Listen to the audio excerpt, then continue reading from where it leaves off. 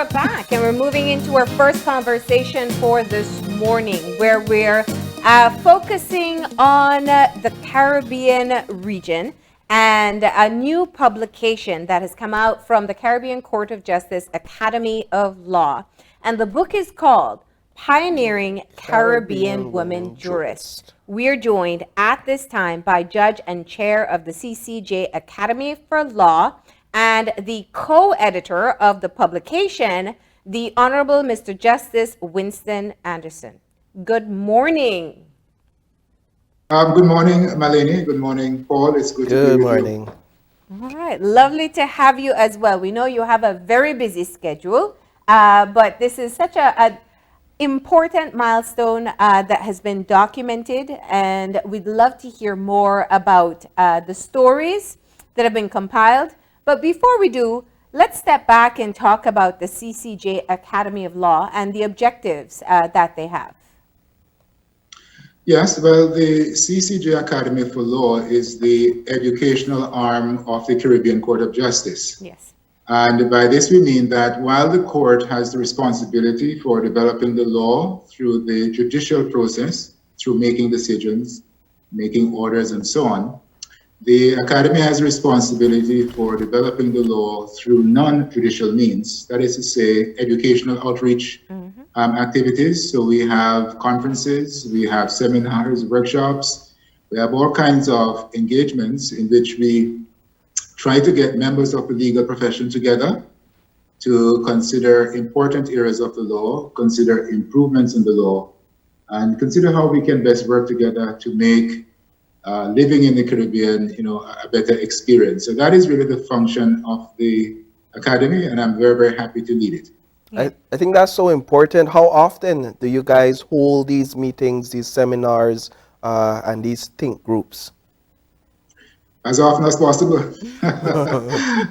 Yes, we do have a regular biannual conference. So every 2 years there is a major conference, and this is held throughout the region, different countries. We have not yet been to Belize, but we hope, of course, in due course, to be in Belize. We also have short conferences, webinars, especially now, of course, during the pandemic, when we can't meet as we would like, as freely as we would like physically.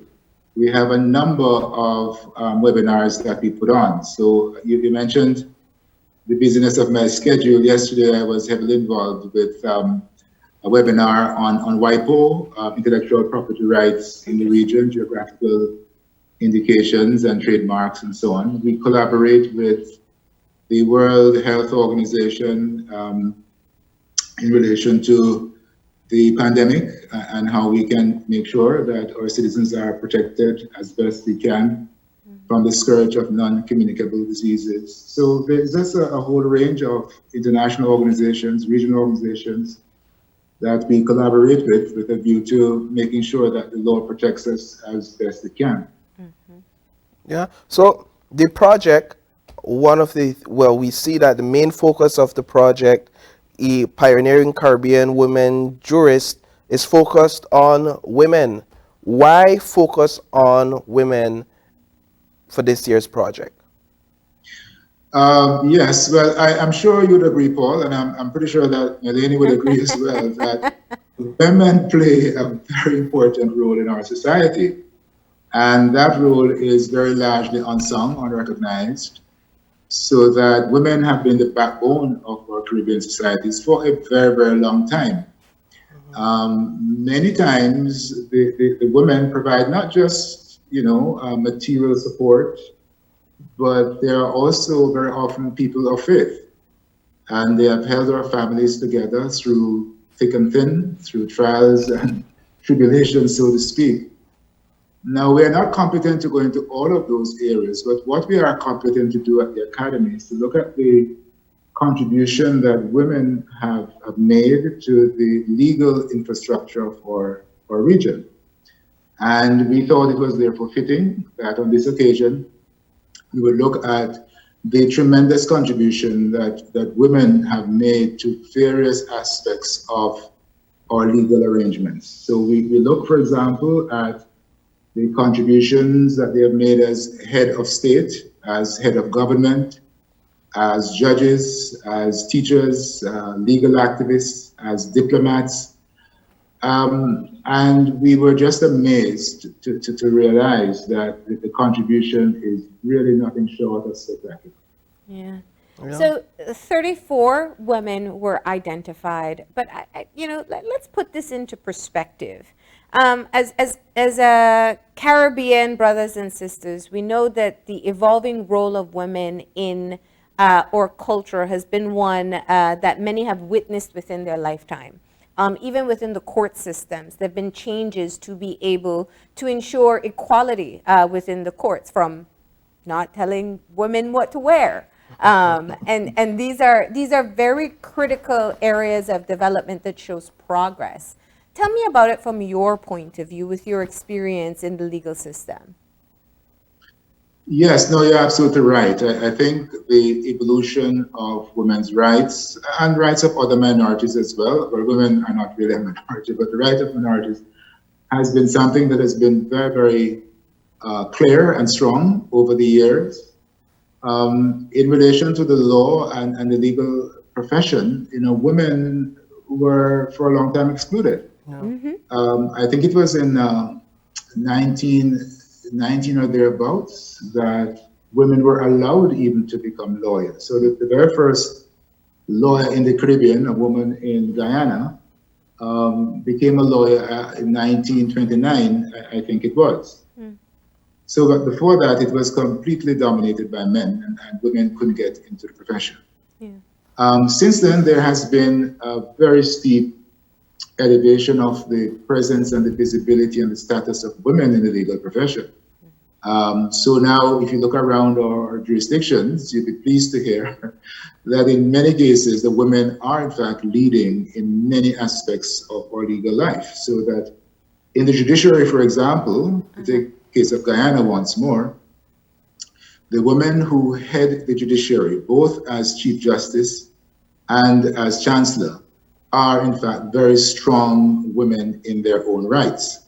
And before them, we had Desiree Bernard, who is a very well-known regional figure, who also led the judiciary in Guyana and was the very first woman judge on the Caribbean Court of Justice.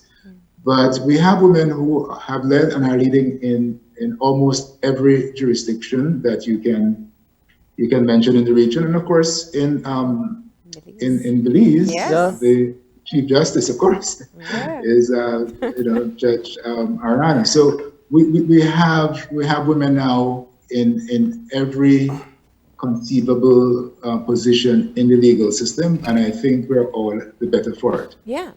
I'm so glad, we were waiting for the mention Yeah. of Belize, or Chief Magistrate, Chief Justice, and or Attorney General, all women at this time. Yes, of course. Yeah. Of course. And the Attorney General, I must say, appeared, many times before the Caribbean Court of Justice, and we are all, as judges, very impressed, of course, with her and with her submissions. She was heavily involved in a seminal case that we did, the Maya Alliance case. And of course, we were all very pleased that she was appointed as the Attorney General. Yes. And when you look at the impact of, I think you've mentioned before, just in having the inclusion of minorities. When you look at the justice system, it's even more important that you have representation. Can you address that from that perspective, having the representation of women within the judiciary, especially at the highest level? Yes, but it's obviously very, very important. And we have undertaken in many international agreements to honor the rights, recognize and honor the rights of minorities. I think, the critical point is that in these relatively small societies, we have no margin for error. We don't have the luxury of, having some of our best players on the sideline, so to speak. It's really all hands on deck. And I don't think it is sensible to omit any kind of segment of our society that can contribute in a meaningful way to societal development. And certainly women and other minorities can and do make a tremendous contribution. Yes, I was going to say, of course, that we did mention one of the very outstanding women in Belize in the form and the person of the Chief Justice and also of the Attorney General. Neither of them, unfortunately, perhaps, features in the book, but there is another Belizean who does feature in the book, and I don't know whether you wish us to go in that direction or in Yes, some. Yeah, please. sure. Let's do it. Yes, well, we are very, very honored to have been able to include Her Excellency, the Ambassador Lois Young, in the book as a pioneering Caribbean woman jurist. I believe she's very well known Yes, Yeah. yes. in Belize, of course, being the representative and ambassador of Belize to the United Nations.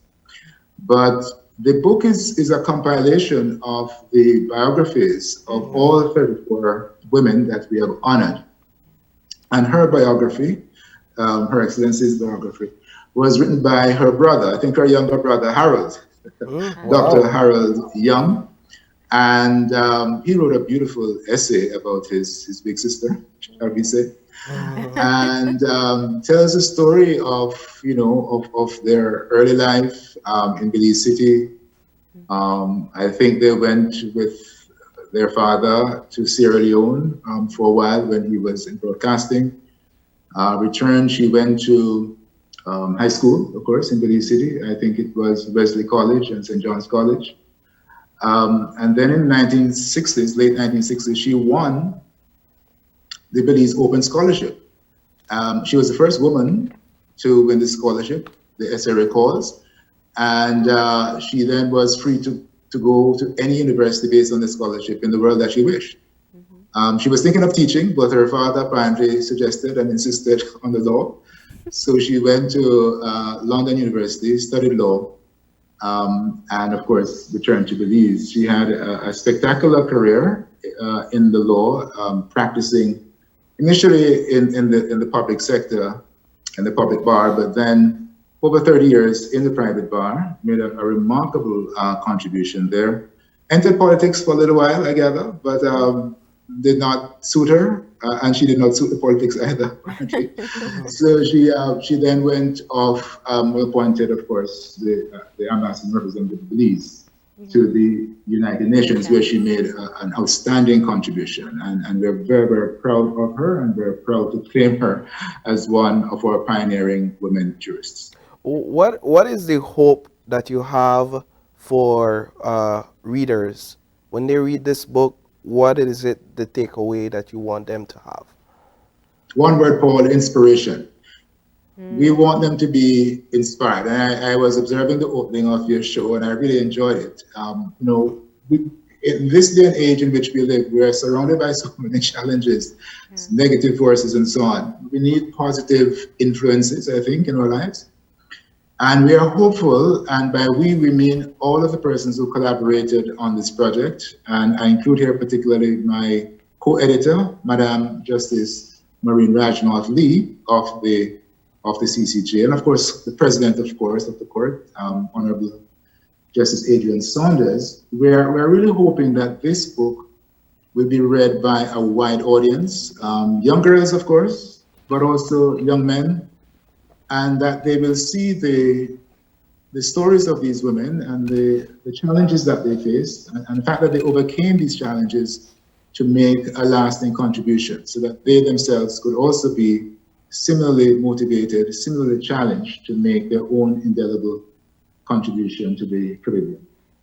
Now, let's talk a bit about making the selection of the 34 women who are included in the book. Not easy. I can't imagine, yeah.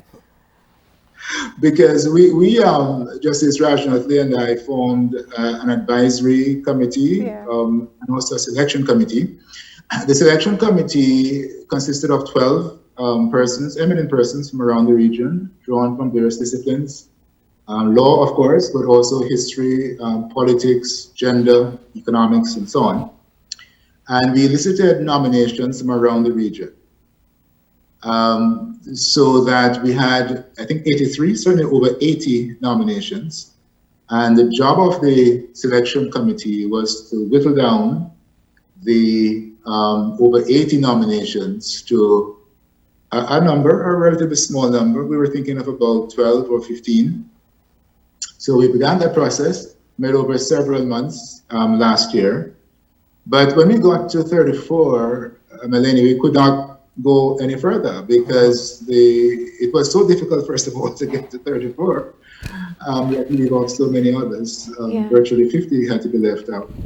But when we got to that number, we couldn't go any lower because the significance and the strength of the contributions were such that we could not leave out anybody else. And I have to say that in the 50 or so that we left off, we could identify giants in our development.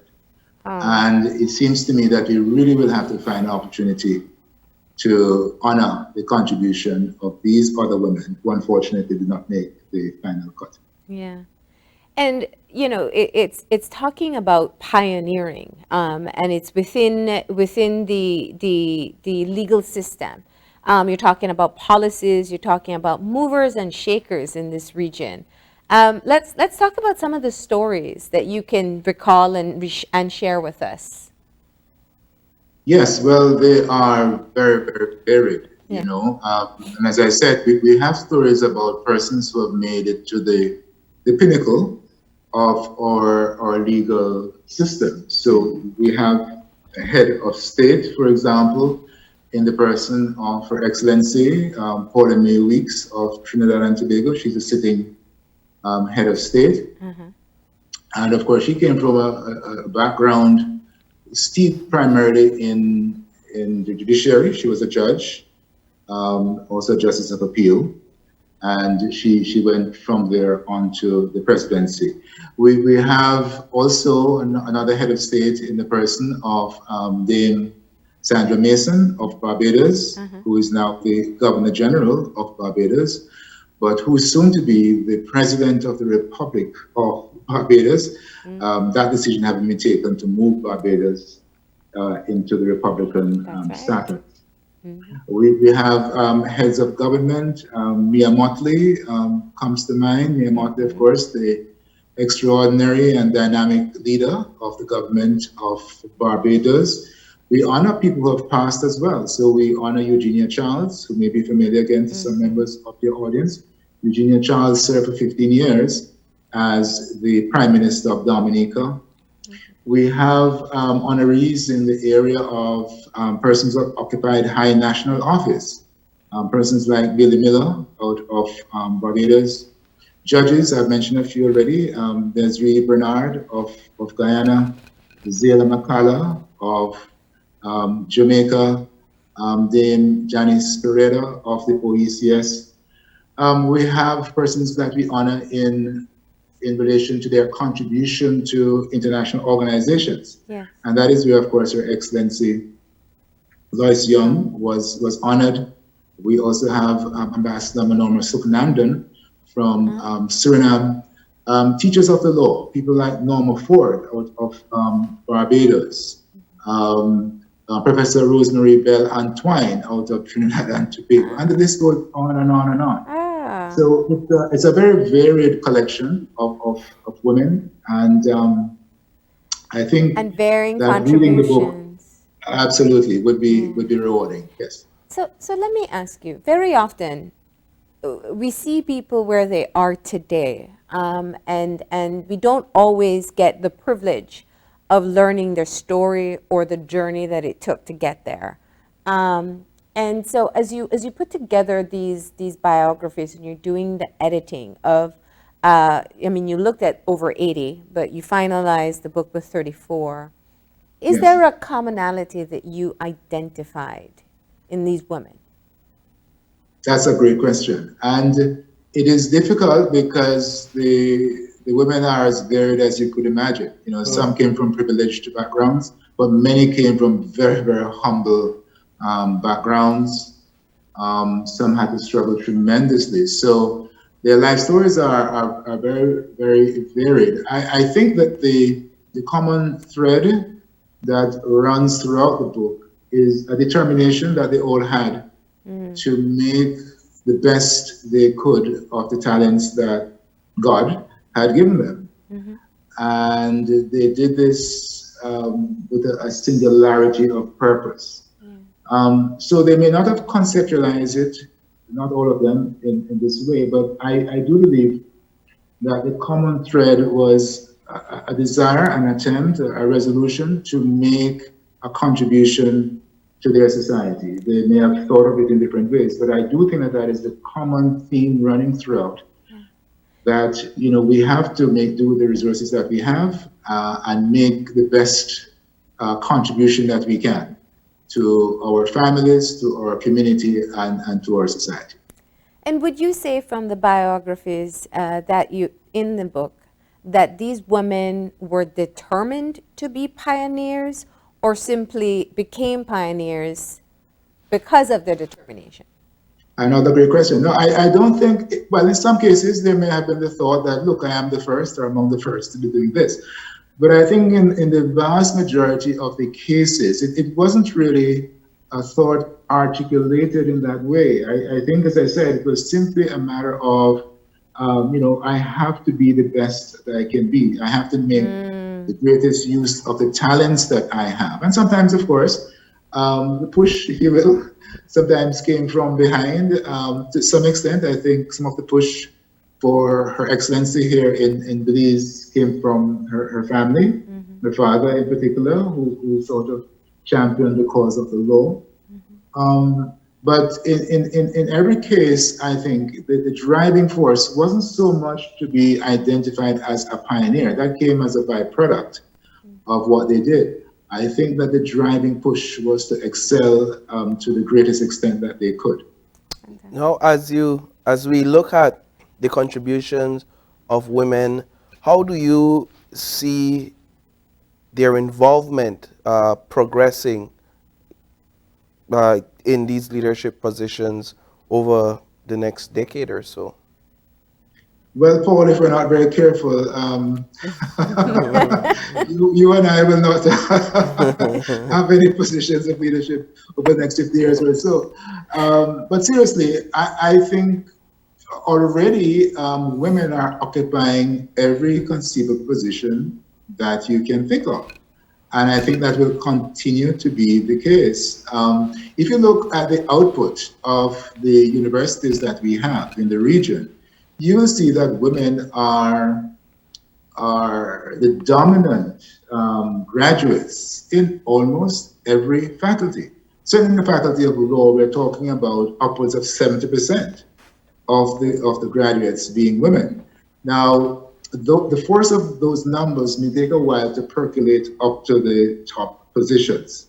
But already I've pointed out that women are occupying virtually all of the top positions, or they have occupied virtually all of the top positions in several of our key areas of national life: judiciary, head of state, head of government, and so on. So that I think that at some point, and I'm not sure whether Melanie agrees with us, but at some point perhaps the attention might have to, turn in another direction. And we may have to begin to have a serious conversation about where our men, particularly our young men, are falling down. And if you go to the prisons, as I do, occasionally, just to check on what's happening there, again, the population is predominantly one way. And I think at some point we're really going to have to think about how we sort of bring our young men particularly, back from the kinds of activities that many of them are engaged in. But certainly I think women are on the right trajectory. There may be some areas which are still in need of attention to make sure that there's complete equality for women. But I think generally speaking, our women in the region are on the right path to equality, really, with the other members of our society. Well, Honorable Justice, we will invite you back to have that conversation deeper about young men in this era, because that is really interesting. I'd love to hear it from a regional perspective. But, you know, as you say, women are starting to essentially take their place. It is because we do have pioneers who do so. You mentioned earlier that the book is going to be published. You know, when you look at the idea of people we call heroes, we usually look outside of our country and we look outside of our region. Is that the hope with projects like this, that we will start to see within our own selves the potential that we have and the change that we are creating? Absolutely. And I will say, first of all, that the book is published now. I think initially when the CCJ Academy got in touch with you, it was not yet published, but it's now published and it is available. We are hoping to make it available in public libraries, you know, throughout the region. And also the book can be acquired from the CCJ Academy for Law. I should also mention that the book is going to be accompanied by a series of videos which will look at the life story of these women through their own eyes, in their own words. And of course, you'll be able to hear from the ambassador from Belize about her own story, her own life experience. But to return to your point about heroes, I agree again with you. I think very often we tend to look outside for our heroes, and you know, that has a stultifying effect, in my view, on our psychological development, as I think you're hinting. And it is very, very important, therefore, that we identify our heroes and try to emulate the examples that they have set for us. So that was clearly one of the objectives that we had in this project. And I do think it was executed so very well. And I have to pay tribute to the many persons who collaborated so freely in the writing of the biographies. I mentioned Dr. Harry Young, yes. Of course, from Belize. But in every case, we had to find somebody who would be responsible for writing the biography. And very often we found a relative, a sibling. Sometimes we found a niece. You know, a husband wrote about his wife. Dr. Kenny Anthony, Prime Minister of St. Lucia, former Prime Minister, wrote about Professor Antoine. So it was a very interesting dynamic, you know, because, of course, being the husband, you have to be careful. I was going to say, that was, this could have been the initiation of some family wars or some real Absolutely. bargaining. Don't talk about this tricky. And I won't say that. Very tricky assignment. Yes. But it brought a new dynamic, obviously, to bear. And sometimes you could feel the respect and the awe. It was a catharsis in many ways, because it's not very often that a close family member has the opportunity to express the appreciation and the love and the respect and admiration that they felt. So we are very, very grateful to all of the contributors for really making this, to my mind, a very outstanding publication. That's a wonderful idea, though, because our family sees us through different eyes. Absolutely. and you're not a judge in the CCJ in your home. Your daddy, your brother, your uncle, and that has no weight, right? Absolutely. Yeah, Absolutely. yeah. Yes. So that's fascinating. And as you said, the book can be published. Is it accessible for all readers? Is it, you know, something that we can get high schoolers to be able to enjoy as well? Another great question. Yes, absolutely. That was one of the intentions, and we made this very clear to the biographers that they had to write for the widest and the youngest possible audience, because we wanted to make it accessible. It's not a legal treatise that you have to have a law degree to read. The intention was to make it a staple in our high schools, for example, so that the younger generation coming up could see what had gone on before. And I really do think, by and large, it has achieved that objective. There are one or two essays which are written as sort of, academic format with some footnotes. But I would say that generally speaking, they are very, very accessible, and I think your readers, your viewers will enjoy reading the book. Perfect. Well, we thank you for coming on the show this morning, taking the time out to tell us all about it. How would you sum up the experience of co-editing it? It was a wonderfully exhilarating experience, and when Justice Raj Motley and I started out, we never dreamt that we'd get into such rewarding and pleasurable work, because we learned so much about all of the honorees, and I think we were particularly inspired by those who had to struggle against great odds to get to where they eventually ended up. So we found ourselves in awe to some extent, and very, very proud of our fellow Caribbean citizens who happen to be pioneering Caribbean women jurists. Lovely way to close. I'm looking forward to reading it. Yes. Thank you so much for joining us this morning. You're welcome. Thank you very much. Thank you. All right, and so that does it for that segment. We'll take a break, and when we come back, we have with us Eco Wraps. We'll hear about a Belize business that is offering eco-friendly and sustainable alternatives to plastic wraps. So you don't want to miss that. Stay tuned.